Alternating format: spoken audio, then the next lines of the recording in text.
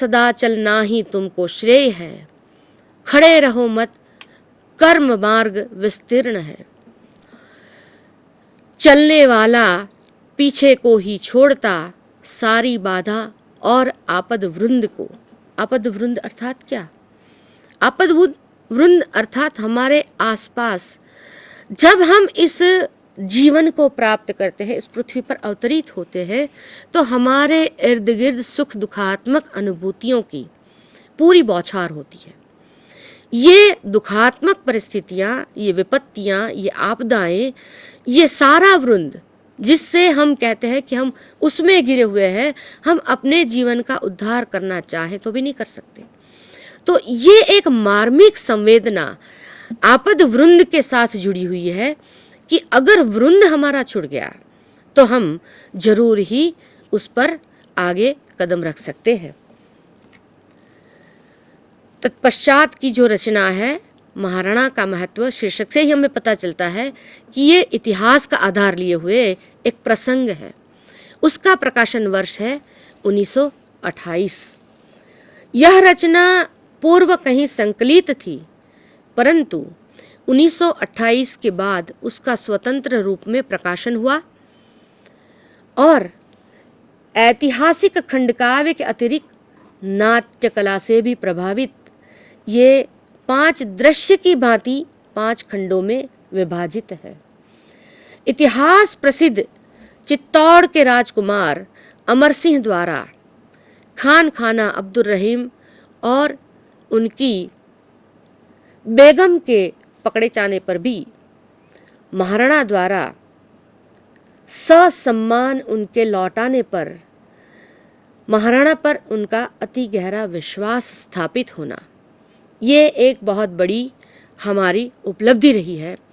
महाराणा प्रताप ने इंसानियत को कहीं नहीं छोड़ा और इसीलिए उन्होंने ये खान खाना और उनकी बेगम को ससम्मान अपने राज्य को लौटाया और उसके परिणाम स्वरूप उन्होंने वहाँ जाके अपने सैन्य और लश्कर को वापस बुलवा लिया, युद्ध वहाँ पर समाप्त कर दिया। इस प्रसंग से कवि अतीत गौरव द्वारा भारतीय तरुणों में देश प्रेम और नवोत्थान की भावना भरना, पराधीन देश के रोमांटिक पुनः जागरण का राष्ट्रीय समन्वित रूप हमारे सामने रखना चाहते हैं। यहाँ प्रसाद जी की प्रौढ़ता नजर आती है। भाषा परिष्कृत, प्रांजल, सशक्त होते हुए शैली मार्मिक एवं सजीव है।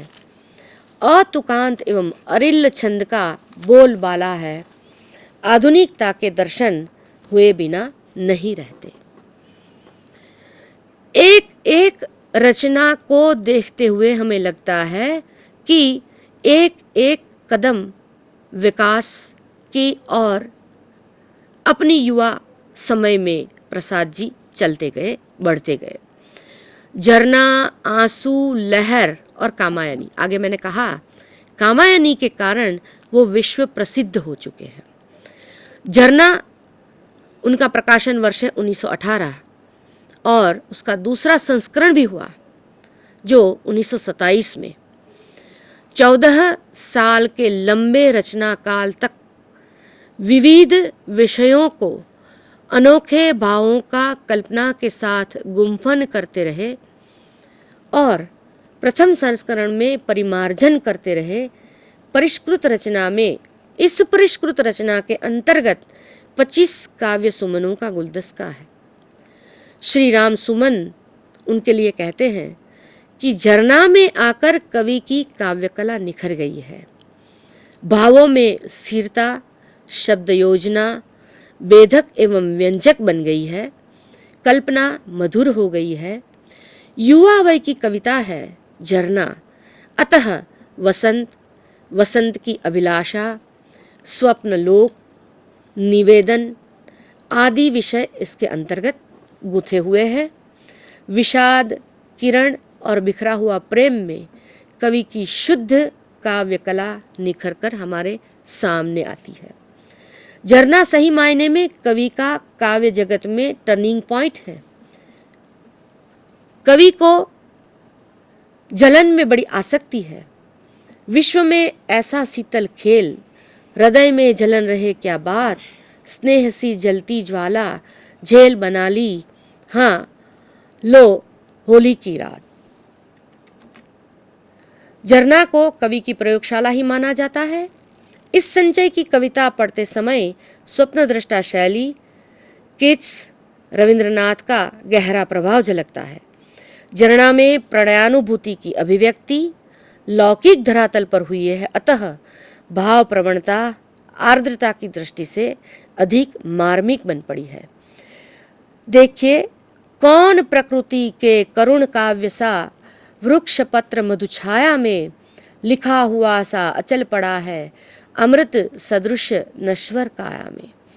पुराने कवित्व पद वीर से लेकर अरिल या 16 मात्रा वाले प्रसिद्ध छंदों का प्रयोग इसमें अधिक किया गया है। गीति काव्य का ये प्रथम रूप है झरना।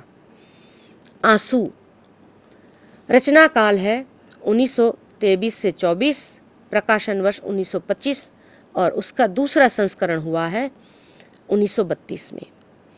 हिंदी काव्य की परंपरा का नया रूप है आंसू, जिसमें गीति काव्य का पूर्ण वैभव मानव कलाकार की तुल्यता से आंतरिक पीड़ा का प्रकाशन कर रहा ऐसा दिखाई पड़ता है।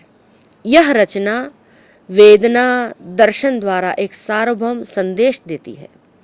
व्यक्तिवाद से आरंभ होने वाली वेदनानुभूति मानवता तक चली जाती है। आंसू में कवि की भाव सृष्टि का विकास केवल कलागत प्रौढ़ता नहीं, अपितु मनोवैज्ञानिक विकास का परिचय करवाता है। इस सुंदर कृति का मूल कथ्य है कवि की महामिलन की आकांक्षा, जिसे विद्वानों ने विविध रूप में व्याख्यायित किया है। आध्यात्मिक पुट देने वाले कहते हैं कि आत्मा का परमात्मा से महामिलन और वह न होने तक विरह। लौकिकता की बात करने वाले अपने प्रेयसी से मिलने के विरह में बह रहे आंसू की बात करते हैं। नैना बहन, इस जगह मैं आपको एक और बात बताऊं कि आंसू काव्य के विषय में ऐसा विवेचकों ने कहा है, समीक्षकों ने, कि प्रायः मध्यकाल में हो या आधुनिक काल में हो, जब रचनाकार कोई कविता लिखता है तो उसमें एक संकेत हमें मिलता है कि उसकी वो नायक प्रधान है या नायिका प्रधान है। लेकिन यहाँ हम क्या देखते हैं कि इसका आलंबन न नायक प्रधान है न नायिका प्रधान है। ये एक अलौकिक संकेत है, किसी अगम्य और अगोचर शक्ति को कवि ने संबोधित किया है। बिल्कुल सही बात कही। और उसके लिए उसका संकेत हमें सरस्वती प्रकाशन में आत्मकथात्मक अंक मुंशी प्रेमचंद ने प्रकाशित किया था। जयशंकर प्रसाद, जैसा कि हम जानते हैं कि छायावादी कवि आत्मकेंद्रित हैं और आत्मकेंद्रित होने के कारण बहुत सी चीज़ें वे अपने मन में रखते हैं, व्यक्त नहीं करते। तो आंसू खंड काव्य पढ़ने के बाद दुनिया ने उनके उस प्रेम को खोजने की कोशिश की, खोजा कि जिसने उनको काव्य की प्रेरणा दी थी। और वो काव्य की प्रेरणा वाले शब्द में आपको उनकी आत्मकथानक पंक्ति में व्यक्त हुई है और वो पंक्ति बहुत खूबसूरत है। उज्ज्वल गाथा कैसे गाऊं मधुर चांदनी रातों की, अरे खिलखिलाकर हंसते होने वाली उन बातों की, मिला कहाँ वह सुख जिसका मैं स्वप्न देखकर जाग गया, आलिंगन में आते आते मुस्काकर वह भाग गया। मुस्काकर भागने वाला वो पात्र कौन है? लौकिक धरातल पर अगर देखें तो उसका प्रियजन है। अलौकिक धरातल की बात हम जहाँ करते हैं तो जीव और शिव, आत्मा और परमात्मा की बात बिल्कुल तो सही कहा। ये जो है अलौकिकता की दुनिया की बात आप ले आए, बहुत अच्छा लगा। और हमें लगता है कि वो जो उनको स्पर्श हुआ, ईश्वर की अनुभूति भी एक क्षणिक होती है, निरंतरता उसमें नहीं होती। जागृति के लिए एक क्षण ही काफी होती। कवि को वो जो स्पर्श हुआ, जो अनुभूति हुई, जो अलौकिकता का, तो आज भी आंसू खंड काव्य एक ऐसा खंड काव्य है कि जिसकी रचना प्रेमी प्रेमिकाएं लोग शेरो शायरियाँ व्यक्त करते हैं लेकिन प्रेम व्यक्त करने के लिए जहाँ तक होता है, आंसू काव्य एक ऐसा प्रेम अभिव्यक्ति का सूफी भावात्मकता लिए हुए काव्य है कि जिसमें हम अनुभव करते हैं कि प्रसाद जी ने अपने आत्मा के प्रति, आत्मा से परमात्मा के प्रति जो भाव व्यक्त किया है, अद्भुत है। और इसीलिए ये पंक्ति उसके लिए सटीक है। ये सब स्फुल्लिंग है मेरी इस ज्वालामयी जलन के, कुछ शेष चिन्ह है केवल मेरे उस महामिलन के। हाँ। ये महामिलन वाली बात जो है वो उसे हमेशा से ही क्षणबद्ध और क्षण जागृत की जो अवस्था है जी। उसमें हम रखती है। बिल्कुल। वियोग श्रृंगार के अनुपम चित्र प्रकृति के अंगों को बिंब कल्पन उपकरण बनाकर प्रस्तुत किए हैं और लक्षणा और प्रतीक के साथ प्रवाहित होने वाले ये भाव देखिए। इस करुणा कलित हृदय में, इस करुणा कलित हृदय में अब विकल रागनी बजती। ये रागनी कौन सी है? एक अदम्य जिजीविषा है, एक अदम्य जिजीविषा है जहाँ पर वो अपना भाव प्रस्तुत करते हैं और कहते हैं कि मुझे महामिलन की एक चाह है। तो कामायनी के विषय में आपकी क्या राय है रेणुका जी, आप क्या कहेंगे? कामायनी की बात करूं तो उससे पहले मैं आंसू खंड काव्य की उस बात को, जहां आप महामिलन की बात कहती हैं, तो मैं यहाँ इस तरफ आपका संकेत देना चाहती हूँ हमारे विद्यार्थी मित्रों को कि प्रसाद जी भारतीय संस्कृति के उद्गाता थे। उनके प्रेम में, जैसे निराला के प्रेम में भी जो प्रेम है वो किसी ऐसी परकीय प्रेम नहीं है, स्वकीय प्रेम है। महामिलन की स्थिति हमेशा स्वकीय के साथ होती है। बिल्कुल सही। और वो महामिलन की स्थिति कैसी है?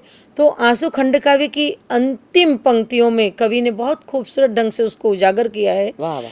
जिसमें ये कवि ये कहना चाहते हैं, मानव जीवन वेदी पर परिणय हो विरह मिलन का, वाह वाह।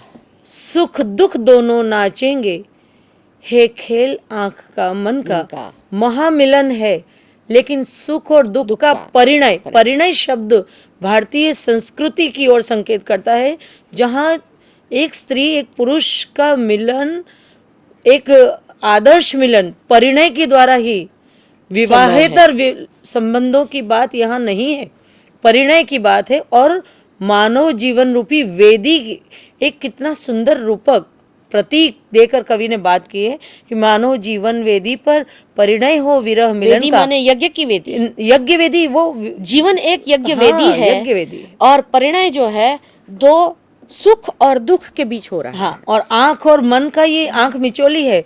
जो सुख है वास्तव में दुख है, और जो दुख है वास्तव में वो सुख है। बहुत खूबसूरत आनंदवाद की ओर ले जाने वाली बात है।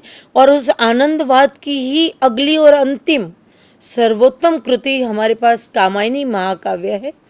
कामायनी महाकाव्य हम देखते हैं कि जयशंकर प्रसाद जी की एक ऐसी सर्वोत्कृष्ट कृति है जिसमें कवि, हम देखते हैं कि छायावाद में गीति काव्य ही ज़्यादातर रचे गए, प्रबंध काव्य नहीं रचे गए। गीति काव्य का समावेश हम मुक्तकों में करते हैं, लेकिन कामायनी कृति छायावाद की सर्वोत्तम और सर्वप्रथम और अंतिम तीनों ही बात महत्व की है। सर्वोत्तम, सर्वप्रथम और अंतिम ऐसा महाकाव्य है जिसमें कवि ने मनोवैज्ञानिकता, आध्यात्मिकता, दार्शनिक चिंतन और इतिहास, पुराण, इन सभी का समावेश करके मनु की कथा को प्रस्तुत किया है। मनु वास्तव में है कौन?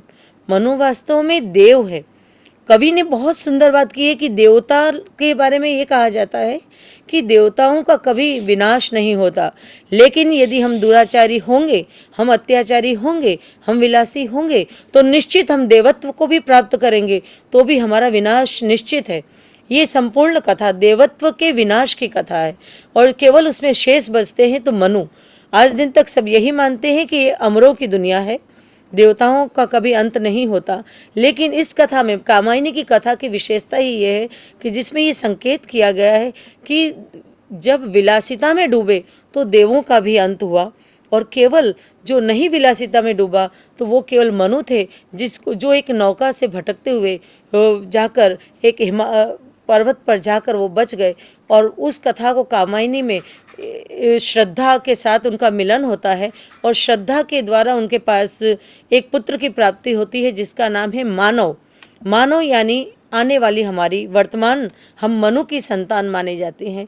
और इस काव्य में महाकाव्य में कवि ने प्रतीकात्मक रूप से, रूपकात्मक रूप से बहुत ही सुंदर ऐसी कथा को प्रस्तुत किया है, जिसके कारण कवि ने उस कथा को प्रस्तुत करने में इतिहास, पुराण, वेद सभी का खनन किया और उसमें से जो सत्य प्राप्त हुआ है उसको मनोवैज्ञानिक धरातल पर प्रस्तुत किया। इस महाकाव्य की सबसे बड़ी विशेषता है कि इसमें जितने भी भाव हैं वो चिंतनात्मक रूप से सूक्ष्म भावों को कवि ने आकार दिया है। चिंता, आशा, श्रद्धा, काम, वासना, लज्जा, कर्म, ईर्ष्या, ईड़ा, स्वप्न, संघर्ष, निर्वेद, दर्शन, रहस्य, आनंद और इस तरह से 15 सर्गों में इस पूरी कथा को व्यक्त करने का कवि ने प्रयत्न किया है। श्रद्धा इसकी महानायिका है, क्योंकि श्रद्धा के बिना जीवन संभव नहीं है। मनु का मन भटकता है और मन भटकने पर वो ईड़ा के पास पहुंचता है और जब मन भटकता है, विलासिता हमें कभी भी विकास के मार्ग पर नहीं ले जाएगी, वो पतन के मार्ग पर ले जाएगी। लेकिन जीवन के प्रति यदि हमारी श्रद्धा है तो निश्चित ही हम कहीं न कहीं हम पुनः गिरना बुरा नहीं है, गिरकर पड़े रहना बुरा है। और पूरी मानव संस्कृति के उद्गाता के रूप में श्रद्धा मनु को उत्कर्ष के मार्ग पर ले आती है। पतन पर मनु बेहोश हुए मिलते हैं ईड़ा के सारस्वत नगर में, लेकिन उस सारस्वत नगर में उसकी आत्मा श्रद्धा वहाँ पहुँचती है, मनु को बचा लेती है और अपने पुत्र मानव को ईड़ा के पास सौंपती है। मानव कौन है? मानव संस्कृति है, वर्तमान संस्कृति। तो हम देखते हैं कि जयशंकर प्रसाद ने, वैसे तो हमें आज यहाँ उनके नाटकों की भी चर्चा करनी है, लेकिन उनका काव्य समृद्धि भी इतनी विशाल थी कि हम उसी में ही गोते लगाते रहे।